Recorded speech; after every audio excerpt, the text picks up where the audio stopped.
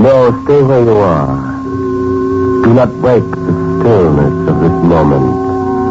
For this is a time of mystery. A time when imagination is free and moves forward swiftly, silently. This is the haunting hour.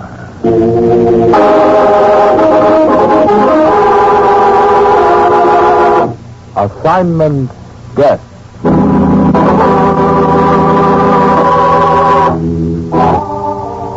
I'm Dick Ryan.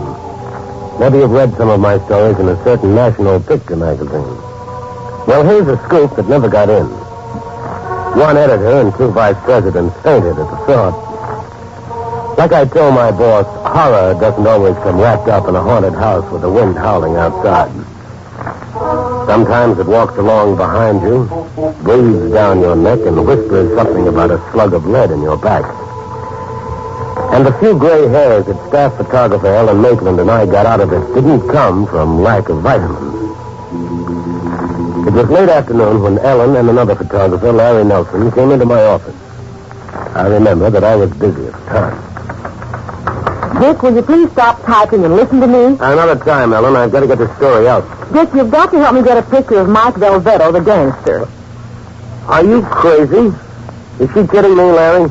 Well, it's this way, Dick. Boss wants to feature story and what's happened to all the old public enemies. He's got photos of every last one of them except Velvet. Can't you see what a feather would be in my cap, Dick? There isn't a newspaper Morgantown has anything on him. Of course not, Larry. Pictures of Velvet don't land in the morgue. It's the people who take them.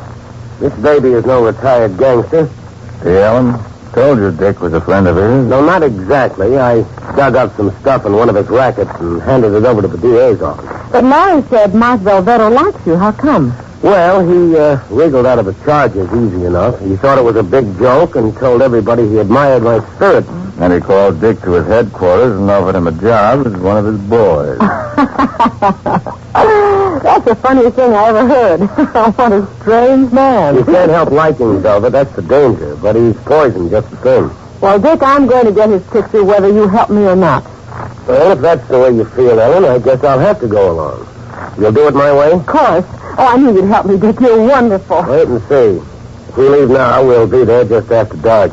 Get your camera, Ellen, and don't bring something too conspicuous. I won't. We'll go just as soon as I come back, huh? I'm coming along, Dick. You think this is dangerous? There's one way it might be done, Larry. You'll have to help me with my plan. It'll be dangerous enough if we succeed. If we fail, it'll be just plain murder.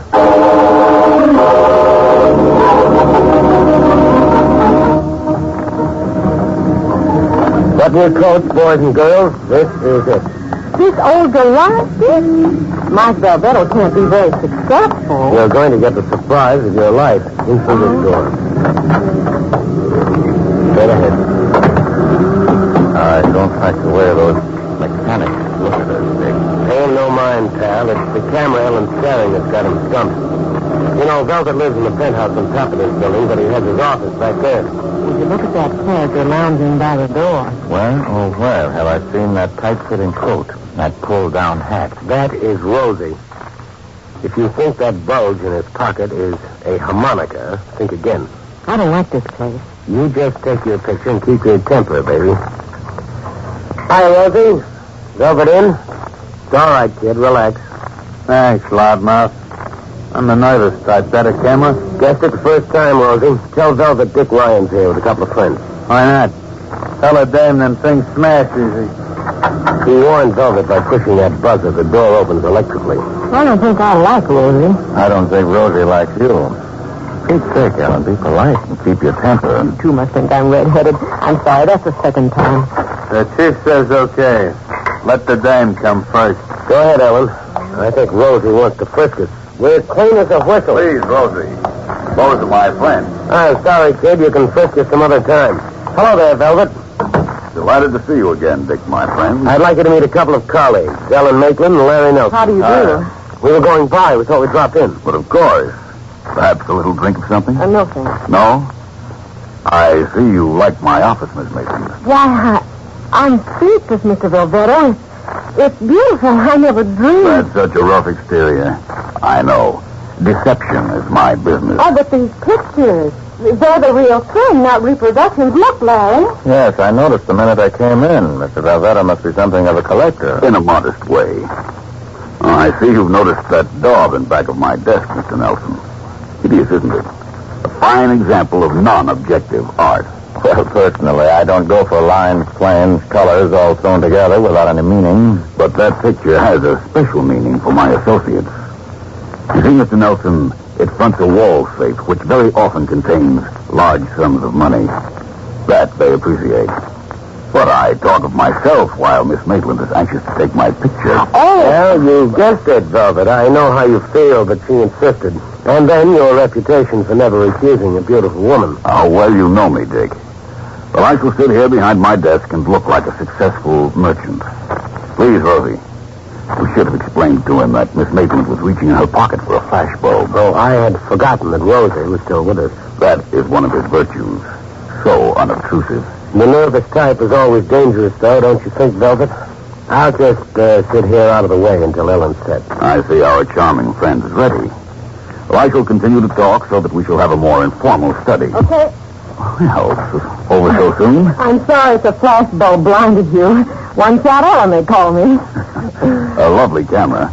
May I see it? That is, well, you see, Mr. Galvetto, I don't... him, sister. Don't be afraid, Ellen. Velvet hates violence.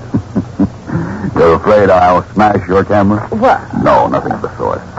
I'm curious to see if it came out well.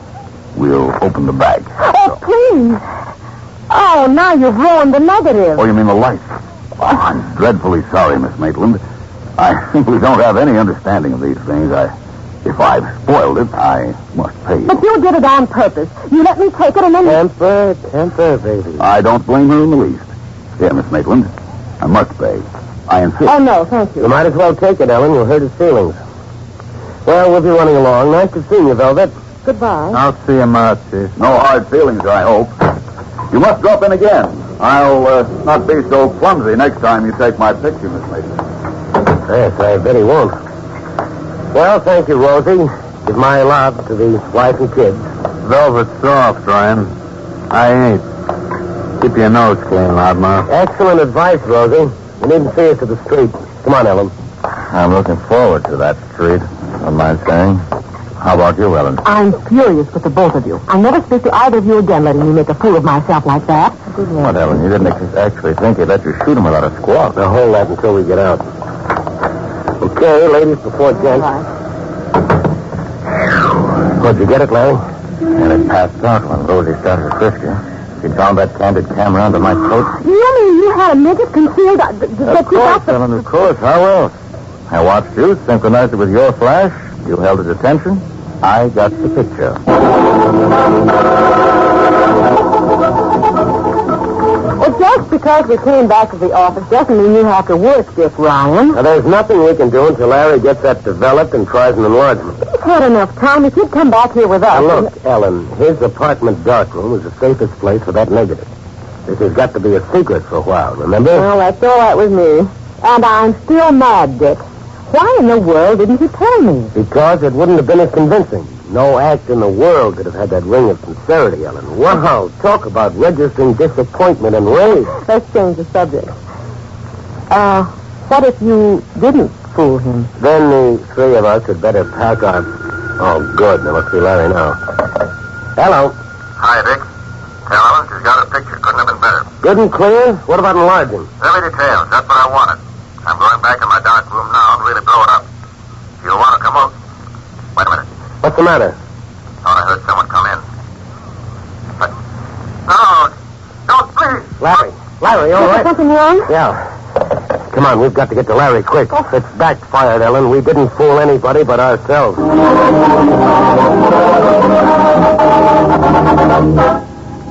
Look, Ryan, I'm only a copper, not a mind reader. If Elvis behind this, like you say, you've seen the last of your friend. There's no question who did it, Lieutenant, but if Larry's still alive, we've got to get to him. If he was alive when he went out of here, he ain't now. I know that, Mob. We'll probably find him at the bottom of the river in a few days. You got here before we did. Wasn't there You any... saw everything we did. One bloody print on the floor near the phone. From what you say, this gorilla probably sliced him with his gun butt and then went after that picture. And Larry came too, and you suppose they took him to question him? Why not? You say the three of you were in on it. Only it was a revolver shot that made the neighbors call us. Sounds like curtains to me. I didn't hear any shot over the phone. Because that punk pulled the wires out. Well, here comes your young lady. Dick, it's awful. It looks as though a cyclone hit Larry's back room. Yeah, I know. Rosie sure messed it up. No sign of the picture, of course. No. Dick, if you don't mind, I'd rather not stay here any longer. Yeah, I know how you feel. Let's go. Thanks for letting us look around, Lieutenant. We'll be at the office tomorrow if you want us. Well, if I got your story straight, it might be smart for you and the young lady to kind of keep out of sight for a while. Yes, you can depend on that. I know how Rosie works. We'll pull him in. Give him a going over. Of course, your story isn't exactly proof, but it might give Velvet ideas. Such as shutting us up. Well, pleasant dreams, Lieutenant. Come on, Ellen. Oh, Dick, I feel sick. About Larry, I mean. Yeah, me too. Let's walk down. It's only one flight. All right. You know, they could have carried Larry down the fire escape and back. Dick, do you really think he's still alive? I wish to heaven Oh, for Pete's sake, why kid myself? No, I don't. And you think we're in terrible danger, don't you? Now, don't let the lieutenant scare you, baby. If Velvet's got the negative back now, I don't But we were in on it just as much as Larry. That doesn't seem fair. He should take the rap, does it? Certainly doesn't. Well, let's grab a cab. I'll take you home. There's one right there at the corner. Back into the hall, Ellen, quick. That's back against the wall. It was that cab. The shot came from that cab. What can you do? We're all right now, Ellen. We're all right now. We're being hunted, Dick. Velvet's after us. What about tomorrow? Just keep your fingers crossed and pray the guy was wrong who said tomorrow never comes.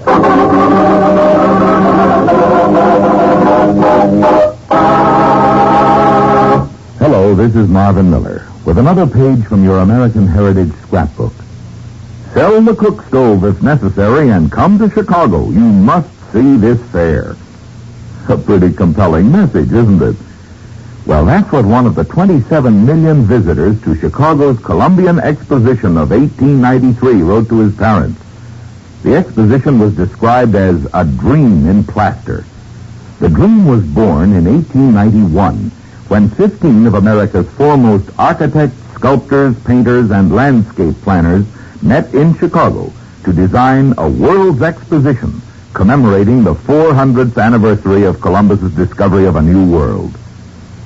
It took a near miracle to transform the 650 acres of lakefront property into landscape parks and islands with lagoons to mirror the 14 white plaster exposition palaces. But it was done. The World's Columbian Exposition was dedicated on October 12, 1892, but construction delays kept the general public away until May 1, 1893. President Grover Cleveland was there for the official opening. For 6 months, 150,000 visitors a day were treated to the marvels of the fair. They came from all over the world to see the many wonders, such as a 12-foot statue made of pure silver from the mining state of Montana, California's exhibit of a mounted knight in full armor made entirely of prunes, the Pillar of Light in the Palace of Electricity, which gave many their first view of Thomas Edison's incandescent miracle, a 264-foot wheel designed by George Washington Gale Ferris, from which 60 persons riding in the wheel's 36 big cars could look down on the exposition's midway and see the exhibits of the 77 countries represented, the minarets of Persia, the camels of Egypt, the pagodas of Japan. This was the Columbian Exposition, a miniature world built on the shores of Lake Michigan.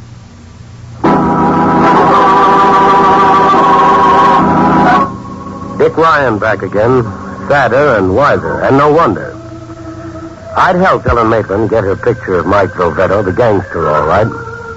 We let Ellen go through the motions while Larry Nelson actually did the job with a candid camera hidden under his coat. He'd called us later from his apartment to tell us it was a perfect shot. And a moment later, I heard the fear in his voice as Rosie slugged him. One look at his wrecked darkroom and the spot of blood near his telephone, and we didn't need the police to tell us the negative was gone and Larry would probably be found in the river the next day. And it didn't take pot shots from a passing taxi to let us know Ellen and I were next on Velvet's list. You have to live the nightmare of being on the wrong end of a manhunt to feel the horror of it. You don't feel like going home to bed. You get a craving for lights, bright lights, and for people. Lots of people. That's why Ellen and I picked a well-lighted eating joint for a snack before I took her home. Let's sit at the counter, Dick, near the door. Okay. Let's take a peek at the menu. Oh. What's the matter with you, Ellen? Look in that mirror. The reflection of that man back there. Dick, he's one of those men from Velvet's garage. Well, you're crazy, Ellen. He didn't follow Well, us. let's get out of here, Dick. I'm scared. All right. Straight for the door, and don't look back. I don't have to. He got up when we did. Never mind that. We'll lose him in the crowd. Come on.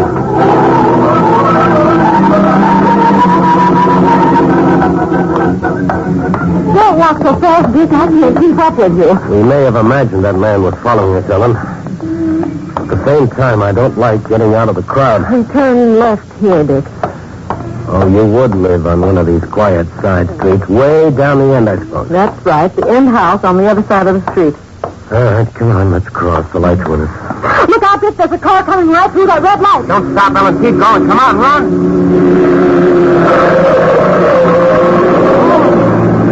How do you like? He missed us by 2 feet. Crazy drunken driver. Drunk nothing. That car was parked at the intersection waiting for you to come home. Our pal Velvet sure means business. Dick, I don't want to go home. I won't. Velvet knows where I live. The car waiting to run us over proves it. Maybe somebody's waiting in my apartment in the dark. You've got to snap out of this, Ellen. Well, let's try to get back to the office. We'll sit up the rest of the night. Please, Dick. I'll feel better when it's daylight.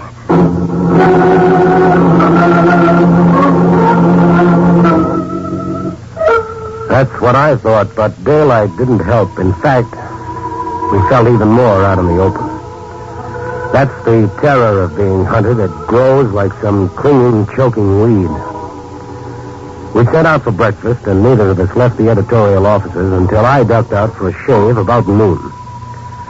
But when the barber lifted the razor and I got the shakes, I knew that was the breaking point. I'm so glad you came back, Dick. I don't think I can stand this any longer. I jump when anyone speaks. I watch strangers. You don't have to tell me, Ellen. I know. I decided to have it out with Velvet. I'd rather look down Rosie's automatic than sit around waiting for it. What are we going to do? I'm going to Velvet, lay my cards on the table, and try to talk him out of it. Well, I'm going with you, and don't you try to stop me. As far as the drugstore across from his place, Ellen. You wait there, keep in the open with people around you. If I don't show up in half an hour, then the police will really have something to work on.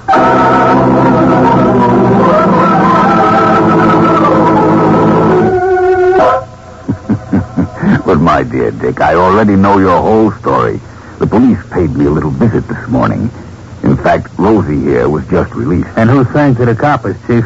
This loudmouth. Give me 10 minutes with him, Velvet. Now, Rosie, Mr. Ryan, is a friend of mine. Aren't you, Dick? Now, look, Velvet, I was a fool to trick you, a slobbering idiot, I admit it. But I came here of my own free will. Please, not so excited, my friend. I'd forgive you, except for the little matter of the police.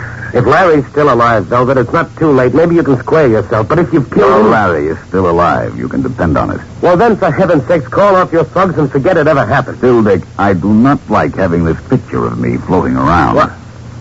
You mean Larry got away with it? You haven't got him? Listen, loudmouth, we ain't got nobody. Ungrammatic, but true. Well, that makes it different. In that case, I'm telling you, Velvet, lay off me. Ellen Maitland is waiting for me nearby. If I'm not back, she'll buzz the cops again. The nice young lady with the camera? Where is she? You think I'm crazy enough to tell you? I think you're crazy not to. But it doesn't matter. Since the police, one of my boys has been tailing you. You know. If anything happens to that You're girl... a bigger fool than I thought, Ryan. As my guest, you're perfectly safe. But to leave this girl outside... I don't know why you're lying, Velvet. But don't tell me that you can't control your triggerman. This man's a fool, Rosie. Let me have your gun. And find that stool pigeon who was here last night. You know the one I mean. Sniffy, the little junkie? Yeah, that one. I have a job for him. Save some of the loudmouth for me, boss. Well, Velvet, I didn't know you went in for handling a rod. I'll admit it is distasteful. But you're so stupid, Dick. Come, I must lock you up. A few hours thinking will do you good. Now it's my turn to play the tricks. I really sweated out that afternoon. Hours went by and no Ellen. For a minute, when I heard Larry had gotten away, I thought we had the upper hand. But by evening, I was fit to be tied.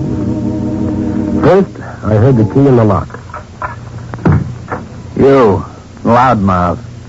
Come on. If anything's happened to Ellen, Rosie, I'll get you in velvet if it's the last thing I do. I'm frightened.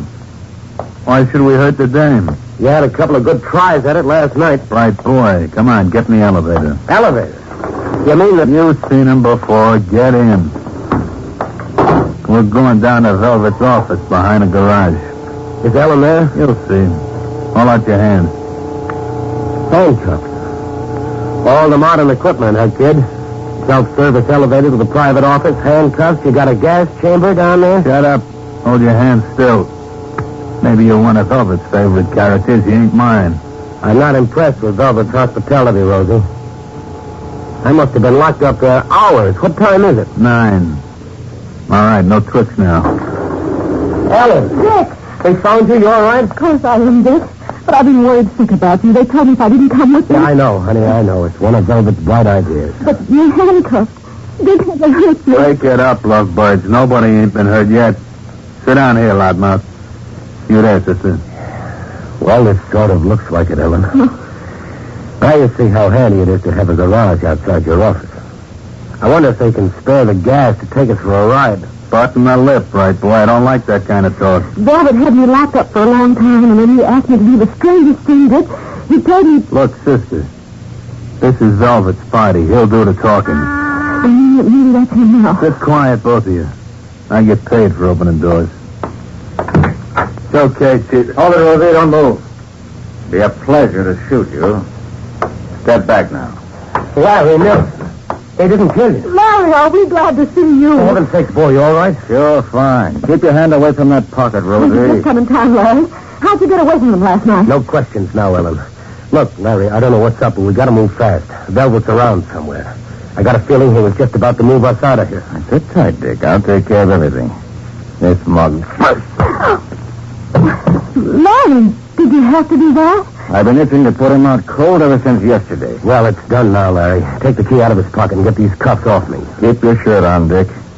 I want to take a look at that safe. Oh, for heaven's sake, Larry, we don't have time for that. I happen to know there's a fortune in cash in there this minute, right behind this picture. Listen, pal, you're nuts. Now leave it on the wall. Non-objective art, huh, Ellen? You might like to take a good look at it. You know, it was a whim of Velvet's to have the combination work right into the design of that thing. Are you serious, Larry? Wait and see, baby. I've got that combination now. I'll have it open in a second. Oh, you're kidding, Larry. Fooling around with that safe when it's a matter of life and death. Now, cut it out. Not me, brother. Not after I went to the trouble of getting a photo of that painting to enlarge and study. You got the combination from that picture yesterday? But I thought Yeah, sure. You thought we were taking a picture of Velvet. Well, no wonder Velvet was hunting us. If he knew you had that combination, Larry. Wise up, chump. Velvet hasn't been hunting you. He saved your lives by keeping you hidden this afternoon. I've been hunting you. No.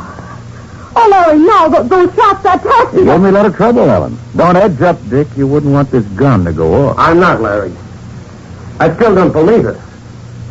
You're sick. You're out of your mind. I heard you over the phone when Rosie attacked you. Little death scene for your benefit, Dick. I knew you'd spill the story to the cops. And when I got rid of you, too, Velvet would be a sin to be blamed for your But killing. we're your friends, Larry. Why would you want to kill us? You were the only ones who knew I had the picture. You'd have figured out that I cracked his safe once the story hit the papers. I see. You still plan to kill us and let Rosie take the rap? Uh-huh. That's right. Now just stand where you are where I can see you while I'm opening the safe. Let him, Dick. Let him open the safe. Very kind of you, Ellen. Now, two to the left. I appreciate both of you helping me get this combination. One to the simple as can be. Just open the door and help myself like... Oh, my eyes! It's the flash bulb I put in the safe, Dick. It's blinded him. Don't make a move either of you. I've still got this gun. This will wear off in a minute. Look out, Dick. There's Velvet. He's going to shoot. Oh! Okay, Velvet, you got him. He dropped the gun. It was getting awfully stuffy hiding in the closet. And I suppose it wasn't very sporting of me to shoot a man who was temporarily blinded. Larry, it's all right. You just winged him in the shoulder. My shooting's really improving. Now let's all be very calm. How do you feel, Mr. Nelson? Not so good. Well, we'll fix your shoulder. And as for the effect of the flash bulb... Hey, now, wait just a minute. What is a flash bulb doing in that safe? I put it there, Dick. The camera, too. Velvet made me do it, but he wouldn't tell me why. My dear Ellen, would you have believed me if I'd told you your friend Larry was trying to kill you? How in the world did you know Larry was after us? I knew my boys weren't, and that Rosie hadn't killed him. If he'd staged a phony death, he had to be up to something. When the police revealed he'd taken a picture in here, it meant he had my combination. Well, that was the neatest trick of the week. I've got to thank you for saving our lives, Velvet. All I did was have a certain stool pigeon notify Larry that you were being held in my office, that I was out of town, and that the contents of the safe were worthwhile. You aren't going to do anything to him, are you? My dear Ellen, do you think I'm a gangster? Larry has a picture of me. I have one of him opening my safe. Why should anyone object to a little business-like discussion? I think the police might object to attempted murder. That you can't prove without me, Dick, so I suggest you forget it. If Larry is willing, he can go to work for me. Work for you, nothing. From now on, Larry is going to work for the warden.